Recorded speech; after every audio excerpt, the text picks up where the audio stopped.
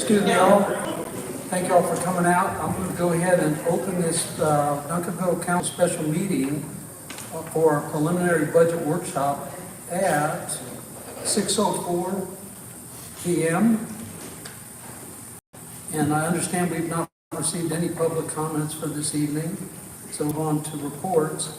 And one item A, receive a presentation, discuss, deliberate FY 23-24 actuals, FY 24-25 end of year projections, the preliminary upcoming FY 25-26 proposed budget, and capital improvement plan. The City Council may direct staff to make additions or delete for current and future goals. With that, Ms. O'Tay, thank you. Okay. Good evening, everyone. Thank you so much for being here. Thank you for the directors that are here in the room, as they're here to support and be on standby if you have specific questions that I may not be able to answer. This feels kind of like a college lecture, so please feel free to interject questions as you have them. The purpose of tonight is not to necessarily get into the weeds of these particular fiscal years and our numbers. It's really to give you kind of a preview of what's to come. You know, the previous fiscal years kind of set the stage of where we are today, and then looking ahead. So again, tonight we're not getting into the weeds really of the budget at this time, because everything is still very, very, very preliminary. But again, we wanted to give y'all a taste of what's coming, so it gives y'all an opportunity to talk to your constituents. You know, we have more meetings to come down the line, and being able to receive feedback in a timely manner, so we can propose a budget that we are all on the same page with from the beginning. So our agenda tonight, I'm going to walk you through the calendar, what's remaining for the rest of this fiscal year in terms of our FY26 budget.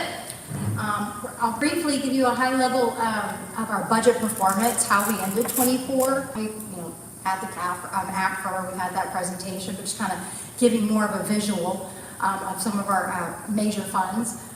We'll talk about how we look to end fiscal year 25, and then giving you a look ahead for FY26. So the budget calendar here, as you see, of course, tonight is our very first meeting. We just wrapped up having preliminary budget meetings with the departments. So the numbers that I will be presenting, again, very high-level preliminary numbers, that these are the numbers that they've already proposed in their budgets, and fiscal services has met with the departments to kind of go over those preliminary numbers. So that is what we were doing in the March to May timeframe. As we have a meeting, second preliminary meeting on June 26th. So by that date, we will have a lot more information, a lot more solidified numbers. We'll have data from the appraisal district of where the appraisals look like they will be. So we'll have more solid numbers by that date. July 18th was our internal deadline to have budget filed for you all to have. We will not have the certified numbers from the appraisal district until July 25th. That is the state deadline for them to certify those numbers, and that is what the budget and tax rate is ultimately set on those numbers. We will propose the budget to you on the 29th at a meeting, and then we'll have another workshop on the 12th. That's when we have that fiscal, that tax rate vote that we do, which sets the tax rate and sets all the publications. I don't know why it's telling me this thing here. And then September 2nd, we'll have a public hearing on the budget, and September 16th, we have a public hearing tax rate, and have the adoptions. Okay, so getting into the 24 past budget performance, and let me see if I can get rid of that little box real quick. There. Okay, so again, FY24, that ended last September. I was trying to be less tables, graphics here for you. So what you see here is a 5-year history. These are all funds combined. That includes operational funds and CIP funds. So what you're looking at for the last 5 years, what our actuals came, what our actual revenues were, and what our actual expenses were. So the blue there is revenue, and the expenses are, the orange are the expenses. And really what you just see here is that historically, our revenues have come in higher than our expenses. To give you this snapshot to compare the budget versus the actual. So when we adopted the budget for 24, we said we would receive $88 million in revenue. But actually we received $90 million in revenue. For the expenses side, we said we would spend $103 million, but we actually spent $90 million. And the delta of the expenses are more specific to CIP projects and just timing of getting some of those projects off the ground. So they did not incur in 24 as we had projected they would. So therefore the expenditures came in much less than what we had projected. General fund, the same kind of chart here. So a 5-year history and looking at our expenses. As you can see, coming out of COVID in 2020, and then you can see kind of how it built. And I will highlight FY23 and FY24. As you know, we've hadn't had an opportunity to really dive past numbers when we had to catch up with all the past due audits.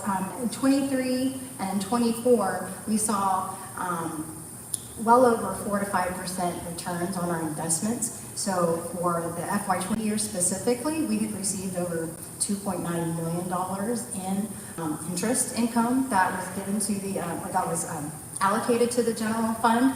And so when we get to just showing the history of the fund balance, it'll explain why there was such a growing fund balance, mainly due to interest that we were not projecting at that time. So revenue, again, we budgeted $40.7 million. We actually received $41 million. Expenses, we projected that we would spend $41 million, but we actually spent $40 million. And again, most of those expenditures, they can vary depending on staffing, depending on the needs and the vacancies, also depending on, again, time of projects. We do have projects that do come out of the general fund every year, such as street maintenance, for example. We have a lot of public works related things that are in the operational budget every year, so sometimes things are just can be timing specifically. So the reason why we didn't spend as much is one of those reasons. Okay, so kind of looking at the table view, as you can see, so property taxes, again, you know that is our largest revenue source. We received 95% of what we projected, and actually we had to make an adjustment that was due to a previous year error, and so they had to make that adjustment this year, but we actually did receive the full amount of property taxes that we projected, but we just had to make that audit adjustment. Sales tax is an area that it could be good, it could be flat, it could be just really depending on consumer spending and what's happening in the marketplace. We projected we would spend or receive 2%, but we actually received 1.5% on the sales tax. Permits and licenses, those are just like the building permits, electrical permits, that sort of thing. We also from year to year, just depending on the number of projects that we have. Increased fees in 23 and in 24. That has, increased what we've received there. Fines and fees, that is a category of like court fines, library fines, things like that. That has been, ever since COVID, pretty much, we have not been able to climb back to the pre-COVID levels in terms of collection on fines and fees. Intergovernmental revenues, those are the revenues we receive from other local county governments, grants, things like that. Interest, like I said, was a big category here. We received about $1.5 million more, really, than what we had projected going into 24. Franchise fees, those are the gas, electric, telephone, cable. That can be, that can be depending on the season. If it's a really cold winter, we'll see a lot more in gas franchise fees. If it's not, then that number can fluctuate.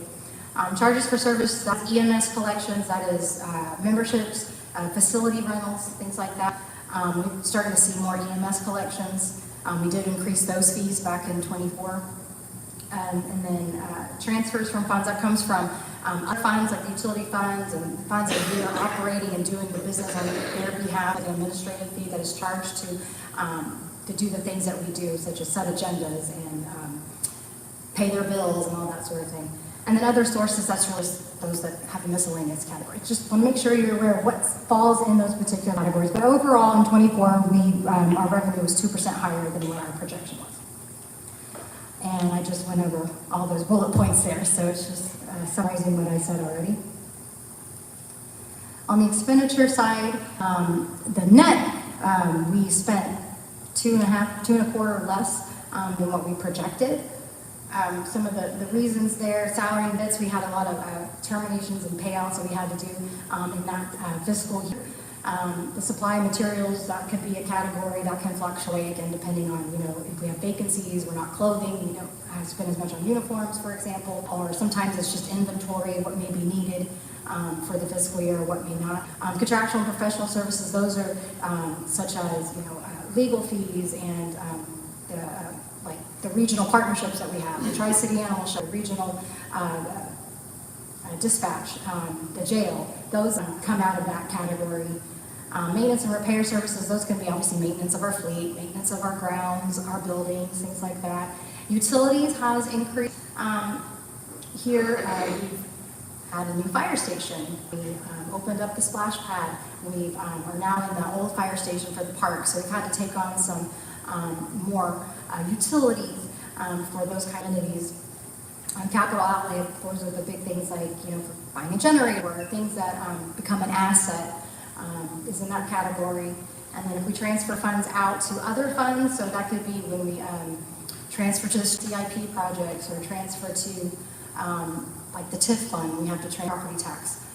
And then other financial uses, that's really travel and training, hospitality, serving meals, things like that fall into that category. Overall, we spent, again, 2.25 less for '24.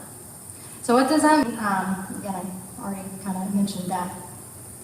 So what that means is that the total impact to the general fund is $1.2 million was added back to the general fund. So it grew that fund balance. This is a 5-year fund balance history, so you can get an idea. So again, we weren't doing 150 days target at the time back to FY20, but just to show you the exercise here. So going back to FY20, what 150 days would look like. FY20, we would have been short that FY20, that 150 days mark. But as you can start seeing in 21, 22, and especially 23, that fund balance started growing. You see there in the red, so the 6.18 million, the 5.92, the FY24, that is what's in excess over and beyond the 150-day target. So going into this fiscal year, that's what we had in it.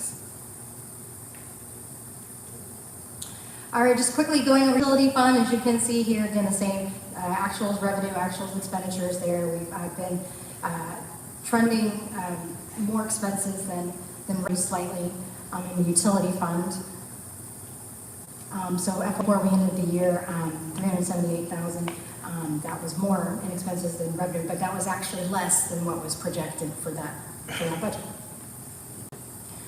Hotel motel funds, you can see that how the hotel revenue has increased over the last 5 years. Coming out of COVID, 23 was a really good year there. So we've been receiving just over $1 million in hotel revenue. So with the expenditures not being as much, that's $451,000 that was added to the fund for hotel motel. And then lastly, economic development. Again, as you can see how it's grown, economic development gets their funds from sales tax. So as sales tax grows or flattens, you'll see the same thing in economic development. And expenditures have been kind of up and down, really, depending on what projects were needed that year, what incentives went out. So obviously 22 and 24 were the highest expenditure years for incentives so far. And so at the end of FY24, as you can see, $310,000 was added to their pot into their fund balance. So that's kind of very high, fast level in terms of how we got here from 24. Have any questions about 24 related things? Or y'all just done with 24? Good. So kind of end of year projection. So when I say projections, it doesn't necessarily mean it's the revised budget. It's just looking at what are our trends currently, how spending currently, what are we projecting to end the year at. So just kind of walking you through the same The same areas, so property tax, we'll receive all of our property tax there. I do project that our delinquent taxes may be a little less, but other than that, we'll be on target for property taxes. Sales tax, so right now, HDL is a company that we use that helps us analyze sales tax and the economy and what they are when it comes to sales tax. And so they are projecting a 2.5% increase through the end of the fiscal year.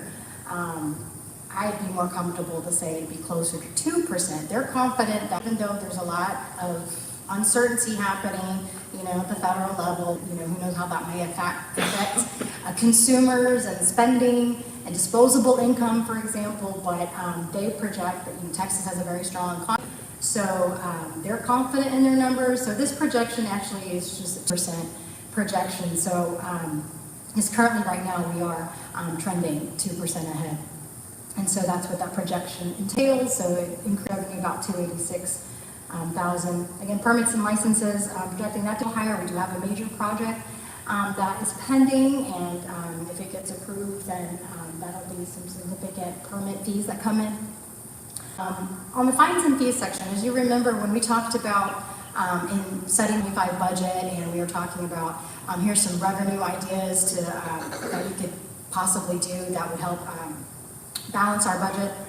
And so one of the things we were talking about is warrant collections, because we have over several million in warrants collections, but it's not going to realize itself this fiscal year as we thought. So I'm going to reduce that down to be more in line with what we typically see for fines and fees. So that's a reduction in that category.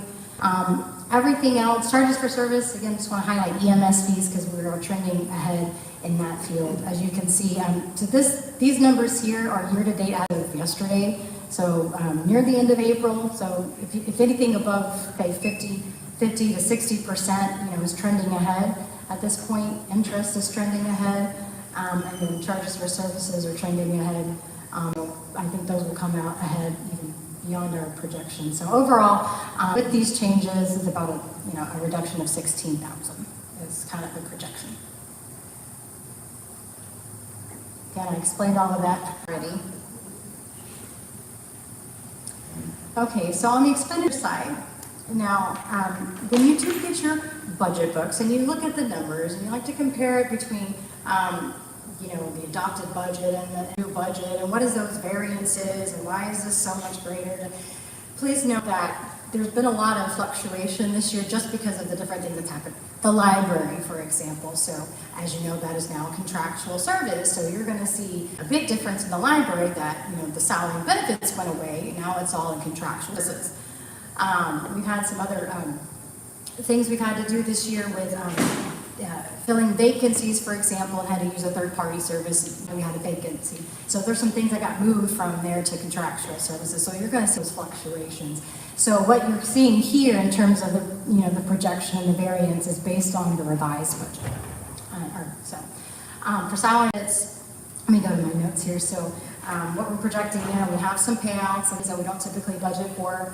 And then also we're increasing the 1% merit, so the police and fire can receive a lump sum, about $100,000. Other changes, again, like I said, that revised for the library, moving to contractual services, again, increased utilities, electric, gas, water. We've had some leaks and we have some higher usage because we have some extra buildings. And then also, just as a reminder, we did take an amendment to council in November. That was for a one generator and also finishing out some things that we couldn't finish in 24, such as the matrix study and the lab master plan. So that's what you'll see as when we get to the fund balance section, that we're dipping into fund balance for those one-time needs. But when you consider all the various changes and transitions, we're still looking to be about 47,000 less than the revised budget at this time with all of those changes. So just as a graph to show you, we started the year out balanced, but with the revised budget with those one-time needs, we project 43 million, and then it'll slightly come down, I think, for the projection. And it could most likely come down even further based on historical spend, but I won't be that aggressive. Do you have any questions about some of those? It's very, I'm not necessarily getting into the weeds of those sections, but okay. So again, just kind of showing we think we're going to land at the end of the year, because I know this may be important as we start thinking about the 26 budget and some of the bond conversations and things. So the revenue, the project coming in, expenses that we project going out will leave us a net of $569,000. And so the ending fund balance there, the 21.9 million, 150 days, is about 17.6 million. So at the end of this fiscal year, the excess fund balance is roughly 4.2 million. Okay, so that's what we have to work with in terms of those one-time or CIP things or whatever may come out from those conversations. You good? Okay, just quickly just showing the utility fund. I'm not going to go through every fund, I promise, but I just want to let you know. So we will be receiving a pretty large refund from TRA, our Trinity River Authority. They do our wastewater treatment. And so what they do after the conclusion of their fiscal year is they look at the actual flows, they look at what they projected, and if there is in our favor, of course, we get the money back. So we are to get about $1.2 million back from TRA from FY24, and that's what you see there in the other sources category. But on the flip side, in the contractual services, because that's where we have the water, and that's where we have the wastewater payments coming out of, we still project them, we'll still have to continue paying them more based on what they're projecting our flows to be. So we're getting some money back, but it's going right back out the door, essentially. Not in the tune of 1.2 million, but about 700,000, we think. So I think it'd be good in a future meeting to have TRA possibly to come out. It's been a while since they presented to you guys, just so we can understand their processes, we can understand what their needs and all of those things. So we have a better understanding of what they're doing. But at the end of the day, it looks like we'll be netting $592,000 back to the utility fund. And here's your graph. And again, like I said, it was a settle up payment. So when it comes to funding, anyway, our fund balance only grows from the net revenue that's coming back to it. So just on hotel motel briefly, I did increase the projection for the revenue coming in for the hotel motel to about $1 million. Our expenditures are not going to vary very much. As you know, we're doing some one-time things for the field house, doing their HVAC system. So that's really a big one-time hit to the hotel motel. But with an increase in hotel motel fund, there'll be more of a pay transfer to the arts fund. So since we're going to do 15%, that will increase what we give to the arts fund. But at the end of the day, there's going to be a solid fund balance there of $3.2 million to work with.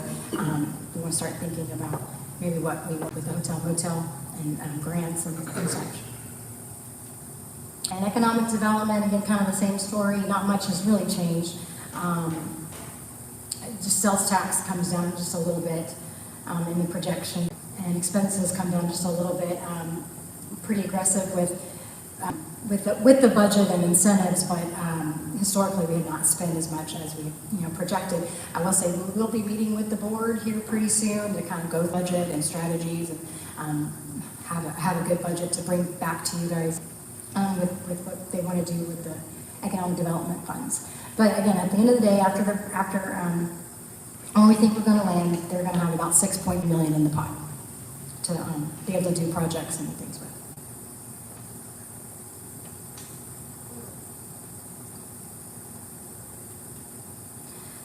So that's it, flying through the FY25 end of year projections. Do you have any specific questions about those? Okay. I will be bringing, it won't be this next meeting, but it'll be the second meeting in May. If there's any mid-year adjustments we do need to make, we'll be bringing you that to council approval. So we'll just get right on into the budget and planning piece of it. That's what you're here for. So before I get started down that road, I wanted to bring up the mayor and council's budget. So this is where I ask you to comment and give some feedback. It's pretty much been about the same budget every year. But just kind of want to understand, maybe if you haven't had these conversations already, city manager or amongst each other, but what you hope to accomplish with the 146,000 that you allocated for mayor and council things. So it's typically in your budget. Obviously, you have your shirts, you have business cards, you have the miscellaneous supplies, is all the candy you like to pass out. Marketing, if we do an external retreat outside of the city, for example, that can be built in here. Memberships are typically the citywide related that we do, NLC, TML, COG, those memberships are all built in there. Something that is, you will see, which I'll talk about here in a minute. So this line right here is cell and data. So you each, obviously you get a reimbursement, but also if you have a tablet, we're paying for a data plan on that. So we're pushing those back out to the individual departments. We had it just kind of lumped in IT's budget, so we're trying to be more conscious of splitting out costs where they belong so you can get a better idea of this is how much it costs in the police department or the fire department, including all those little things. So that's what that increase is there, is moving that back to you. And then the travel and training, that's really the bulk of your, so that's the training that's allocated for each individual council, as well as more collectively. Also, you know, if we do any boards and commissions related training or appreciation, or anything like that is kind of built into that travel and training number. And then hospitality, that's really just being able to buy the snacks and the food and such. Like I said, this budget hasn't really changed a whole lot. And historically, we certainly haven't spent the whole amount. So if you have any feedback of maybe what your goals are specifically as council members that may fall into this budget, specifically, or anything y'all may want to do different or add to, or y'all are happy. As long as you got your 100 grand chocolate bars there, you know. Yes, you're happy. Okay, well, you don't have to decide on anything tonight anyway, but just, you know, food for thought. If there's something that you may want to do different with your specific budget. And then also if you want to talk collectively about, you know, anything. When I put the budget together, you know, I have the budget book and I try to write out the goals and things that people, that departments select or say, you know, I want to have some goals in there for you too, you know, so if y'all have any goals, like I want to have 2 district meetings a year or whatever they be, you know, I can highlight those as well. So if there's something specific you want to group set. Yes, ma'am. That was a great point. So are the district meetings calculated or included in the budget that you're showing right now, the projections? Yes, so Ms. Gooden asked, so for the audience here, about if the district meetings are calculated into this budget. So yes and no. They're kind of part of your allocation, so you get so much for travel and training. So if you have money left over, for example, and you specifically want to donate those funds to host a district meeting or to host some other kind of event, we can certainly redirect those funds for those purposes. So, I mean, it's not specifically itemized out that way. But yes, there's room in there to do that. Okay, thank you. We have flexibility, yes. Yes, ma'am, Ms. Cherry. So why is there such a large gap between 2024 and 24 the travel and training? So good question. Ms. Cherry Brown asked why there's a large gap in the 24 actuals. The 80,000 is what was totally spent versus what the budget is of 143. So is what you spent. Well, yes, that is. Yeah, and so we had some things built, again, where we can kind of dissect this a little bit later. So in previous years, we had built in like a retreat, you know, to go off-site somewhere, and it was like 20,000 a facilitator and all of that. So that was still built into those numbers. So if that's something that y'all are not interested in doing, that is an area we can reallocate elsewhere or something. But yes, it's mainly just the travel and training. Not everyone take the training opportunities. Good questions, thank you. Any other questions for now? No.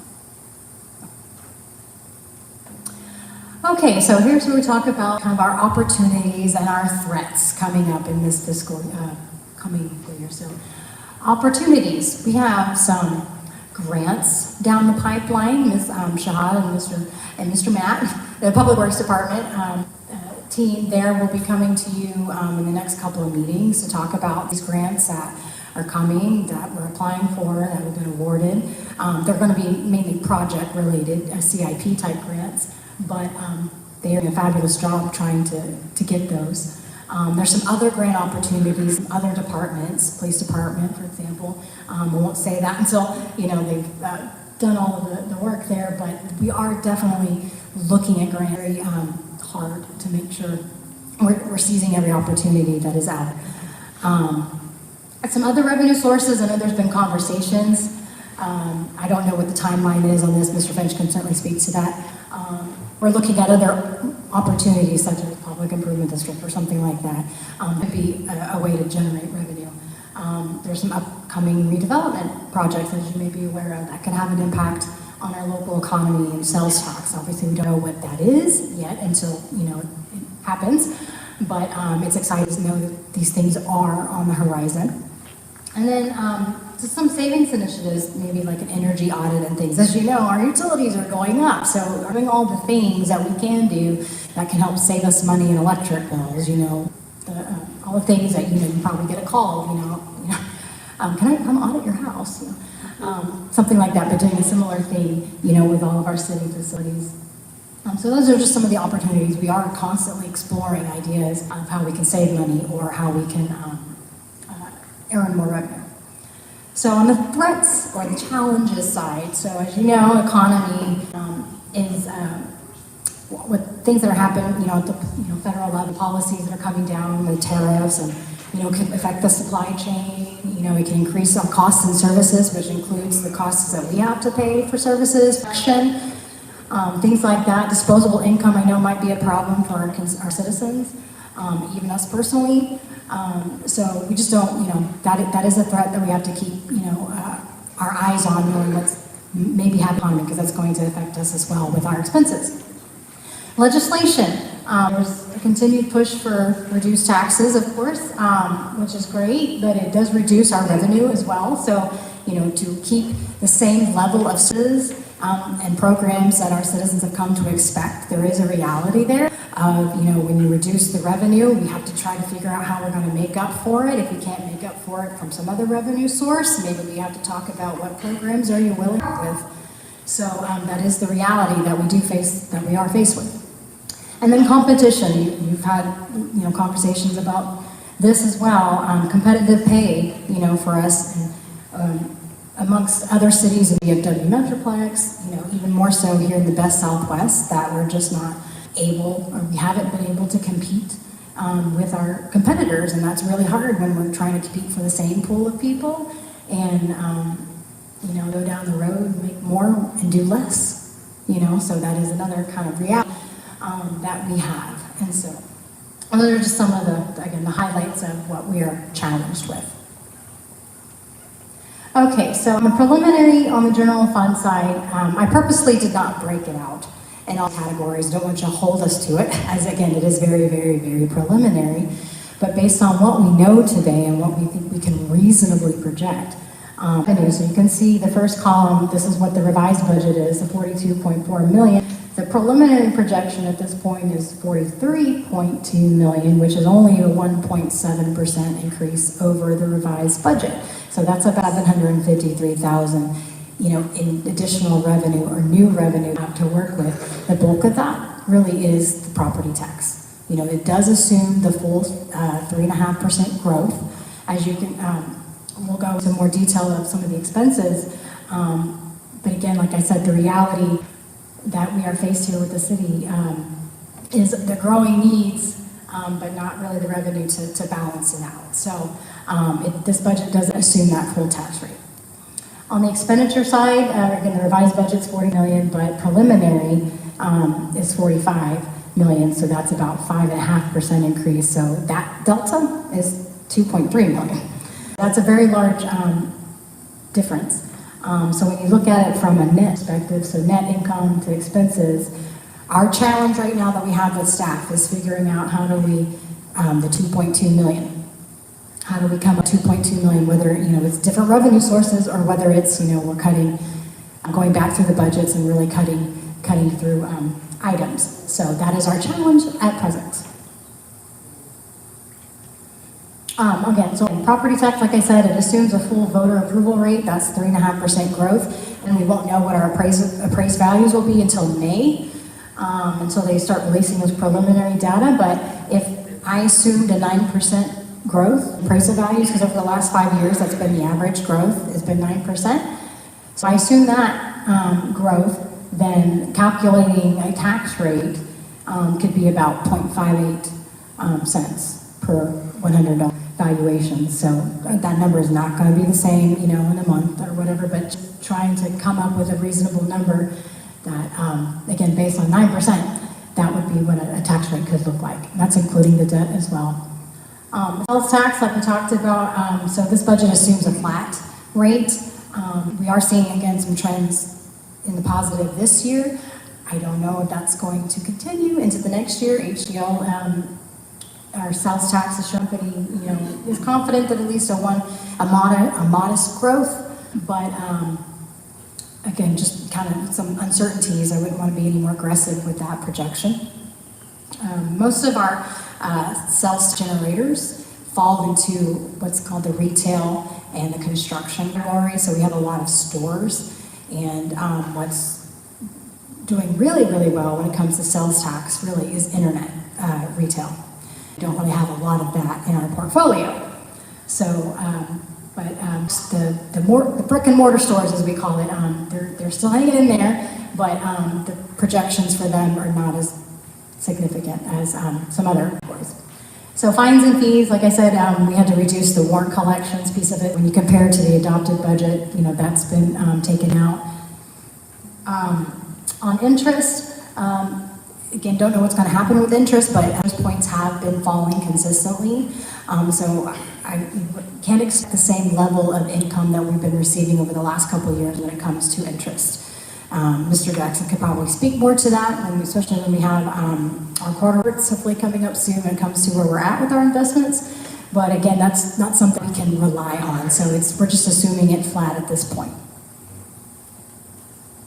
Okay, on the expenditure side, so again, that 2.2, so there, in salary and benefits, so we were able to update the TMRS benefits in this fiscal year. So the salary and benefits include that full impact because they make that effective January, so doesn't coincide with our fiscal year. So this is the full impact of that. Police and fire still continue to get their step increases every year. But this budget currently does not assume any COLAs or even the 500 that we talked about that we're trying to stair step into getting to the max benefit of TMRS. If we were to do that, that'd be about another 1.1 million that we would add to that budget. So again, these are the challenges that we're working through. On the contractual side, there are some things that we have to do. So, for example, we had to add the $350,000 there. That's for the CAD and RMS system for the regional dispatch. So that's going to start where we have to start paying our contribution toward placement of that. And that will be ongoing for at least, I think, the next 9 years.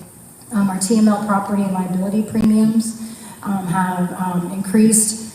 Cyber liability, for example, has gone up, and our claims, so that's gone up. We've increased the public's street and traffic specifically, so we had cuts for the 25 year, so it's really just reinstating those cuts, but they have a lot of need in their department, traffic and safety, so that's what they're proposing to put back into their budget for those things. Maintenance, so our mowing contract, we like to have no weeds and short grass. Last contract that we just entered into, the annualized mowing contract, it's an additional $337,000 roughly over the adopted budget to do all the mowing. And I'm going to get back to here in a minute. And then again, utilities, electric, gas, water rates. Our electric rate will go up effective January, so that's going to go up about 7.5%, just the rate itself. We're still getting a very good deal as we're part of an alliance group for local government, so I'm paying like a retail, level, but the rates will be going up. So I had to factor that in based on our usage. And again, like I said, we've done some things, splash pad, old fire station, some of those things. So we just have more usage right now. Lastly, IT, we have some IT replacements we need to make, and then the budget assumes we're removing that savings target that we had built in 25. So when you take all of that into consideration, that's what gets to that 2.3 million in increased expenditures. Some accounting changes just for your awareness, and you don't have to remember this until you start looking at the numbers side by side. We are making some changes, like software, for example. It's going to be one of those, you know, it was in this budget, now it's over in this budget, but the net effect is really negligible. So IT had the pleasure of having all of our IT-related things in their budget. So if it was finance-related, it was still paid for by IT. If it was HR-related, it was still paid for by IT. So we're trying to split that out. Again, our purpose is just to try to get an accurate number of what it costs to run that particular department. So you'll see an increase in finance because they moved the finance portion of our Tyler products into the finance budget. You'll see more in HR because we moved that HR. And you'll see quite a bit in inspections because we moved the InterGov piece over to their budget. So just want to give you that heads up there. Contractual services, again, like I said, library, the bulk of expenses are now in the contractual services, so you'll see that difference. But approximately about 80 to 90,000 overall savings to moving to that arrangement. Again, I talked about cell and data plans. We're moving those from IT into all the various budgets, as well as our copier and printer leases. These are very detailed to understand, but again, just want to give you that heads up before you see the numbers and try to make sense of where the fluctuations have come from. Jennifer, Yes, ma'am. 90K in savings overall. So where is that reallocated to, the 90K in savings? So that's just 90,000 less in expenditures. What we've been So- spending for the library. Right. So that just gets distributed where in the, Yeah, so that just is less overall spending. So it's not being reallocated elsewhere, but it's just less. So, mowing. Here's an opportunity that we can think about. Don't have to make any decisions today, but it's something we can think about. So the Parks Department did approach us with an alternative solution and throw it out there. Mr. Stevenson is here if you have any specific questions, but just gives you an overall. Contracted mowing. So our responsibility in the city is we do mow, we contract out all the mowing in the city, whether it's our properties or whether it's the highways and the right-of-ways and entryways, all of those, we contract all of that out. We don't mow a blade of grass here. So what the idea here is, so the 518,000 that you see right there, that is the portion that is related to our city properties and lots. There's a possibility we can take this in-house. So if we were to take this in-house to a 4-person crew, that could save us about $220,000 ongoing. There is some one-time upfront costs, of course, so this is not, but on a reoccurring basis, it could save us about $220,000 a year. If we were to consider a 6-person crew, that could save us about $146,000 a year off of, to do our lots. What that one-time cost, so for a 4-person crew, the one-time cost is $315,000. So that includes like buying new vehicles, trailer, the mowers. The 6-person crew, the same thing, just have extra mowers and vehicles for the 6 people.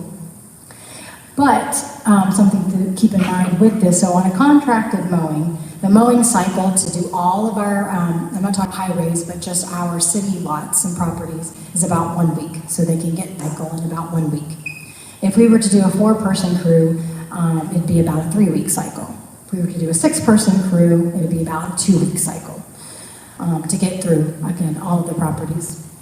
So again, like I said, it's only city properties. We would still have to contract out rights of ways, highways, service roads, those kind of things would still remain. And I can send this out to you, so you don't have to take pictures. You don't but again, it is an idea that we can think about as a way where we save money on a recurring basis for mowing. And yes, I'm sorry, Mr. Is the ongoing salary benefits maintenance, is that what? Yes, that's built in the ongoing, yes. And then every 5 years or so, we have to replace a wheeler, trailer, or mower, depending on the need. But the one-time costs really are just every so year, many years. So something to think about. We don't have to decide today, but just a savings opportunity. All right, I just wanted to highlight some one-time needs that have come up. I know we've talked about CIP things in nauseam over the last year or so, and I know you're in the middle of bond and, you know, really collecting all of that data. It goes out of the scope of all of that, so I'm not really touching on CIP specifically, but just some one-time needs that have come up for your awareness. And so fire department, for example, needs some training props and another focus device.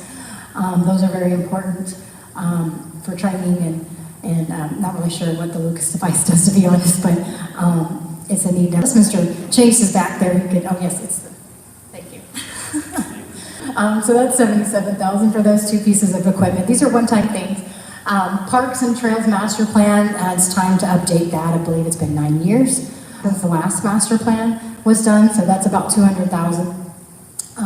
The Recreation Center, that building's been there 25 years now.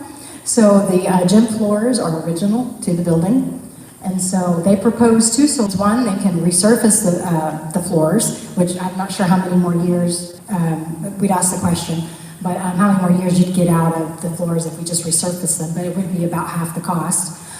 Or just reinstall them all together. So reinstalling them would be $142,000. So it's ripping them up, putting a whole new floor in. The rec center is a possible, maybe a possible revenue generator location, something that we talked about. Again, just throwing an idea out there as backflow of filling their field house. If they have some big tournaments that perhaps the field house can't accommodate all of the space, it can logically flow over to the rec center to keep everything here. So that'd be one thing that we really would need to, I think, get done to service those needs. Also, motorized goals. They don't have motorized goals. It's still very manual, cranking up. So they'd like to have some motorized ones.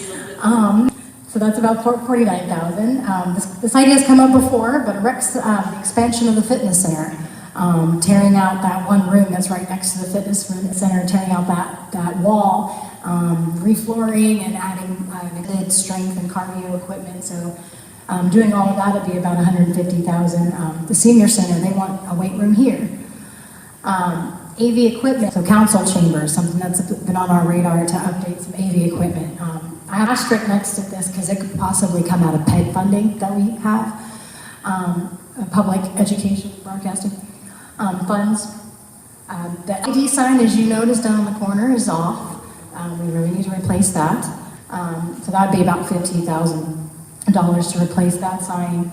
Another thing is a transportation master plan, and I have this asterisk too because I'm already going to build it in with some one-time funds that we still have available, but Public Works can certainly speak more to that. What's all involved in that? A necessary plan, I think, as it comes to building out the streets and getting grants and such. You need to have kind of a plan in place. I'm looking at them. Yeah, okay. Shaking it. Yes. It's never been done here in the city to have that kind of plan. And then need to do another code of ordinance audit update. So going through that initiative, it'd be about $200,000. I think we last did it 8 or 7 years ago, 7, 8 years ago. This is not a comprehensive list. This is just wanted to highlight some things. There's still more needs, and there's also some recurring requests too. You know, we talked about trip study. You know, we have to fund 20 firefighters out. You know, based on the information of that study, 13 police officers, I think, to have 14 out of that. So there's some recurring numbers as well that are being requested. But this is just, you know, one time, and again, it's not a comprehensive list. But we have about over 1.5 million in some one-time needs beyond just the typical CIP stuff. And so lastly, I just wanted to show you, throw that out there so you just know, outside of just the fund balance, I was going back and looking at some of our funds and identifying some small pots. We do still have some one-time fund available that, you know, we could, you know, feasibly, you know, take care of some of those one-time needs from. So ARPA, we've wrapped that up. We don't have to give any money back. We were able to allocate all of that $9 million, but we did earn interest on it, and I did, you know, that has not been allocated.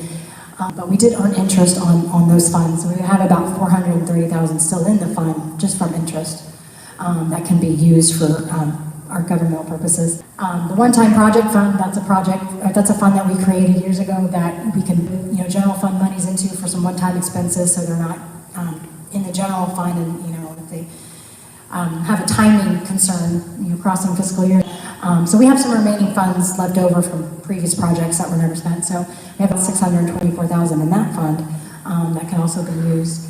And then lastly, just throwing this out there as perhaps a way to get some of the rest of the 2018 bond programs finished. We have earned a lot of interest in that fund as well. We have about $2.6 million. That's just from interest income that needs to be used for 2018 bond related projects. So there are some other funding abilities we might have, again, for some projects. So just want to put that out there for awareness. And you know what? That's really all I have. So do y'all have any other specific questions and things you want to know at this time? Yes, Mr. Contreras. I had a question posed to me about the code audit. Is that using consultants? What's your question again? The code audit. The code audit. Back on, The code of ordinance audit, yeah. is that using the same consultants? Well, is the cost of it due to consultants, the use of consultants, or is it done in-house? Ms. Muhammad, would you be able to speak to that?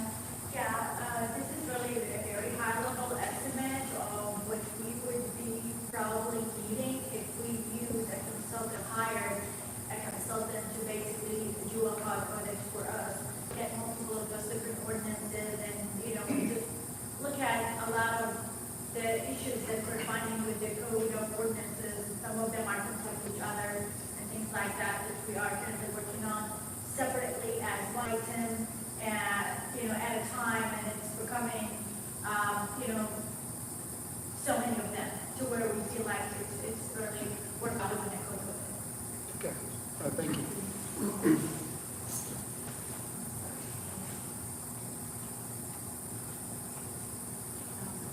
So, any other questions that y'all may have at this time? Again, this was just giving you a taste of obviously what we're working through currently. We will certainly revisit our budget in greater detail come in June, to the June workshop. So again, hopefully we'll have some better numbers and some other opportunities to present to you. But again, just want you a taste of what 26 is shaping up to be at this point in time. So, yes, Mr. I Finnegan. do have a question about another presentation I would like to see. In the season last year, some of us talked about not doing the full increase and then also no new taxes. And after that, a lot of people came and talked to me and said, this is what it would mean if we did that. Is there a way we can take a look back and say, didn't raise the taxes, no new taxes in 2023? And what would we look like now? The hurry would put us behind, but some sort of a presentation to see So your question. reality, what would it look like now if we had the new taxes in 2023, the last year or something like that? Sure. So his question, for those who couldn't hear, pretty much doing a tax rate history, and if we had done a new rate, what would the impact have been? So you have more challenges now, obviously. So. Right, and that's without having lowered the tax rate. So I think that's possible. Yes, we can provide.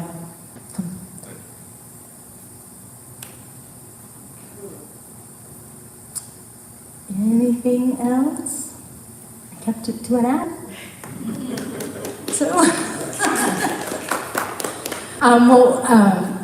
obviously, as you go to sleep tonight and you have 10 questions that, come up, obviously don't hesitate to ask us, but we have department directors here. If you have anything specific, maybe you want to reach out to them and ask.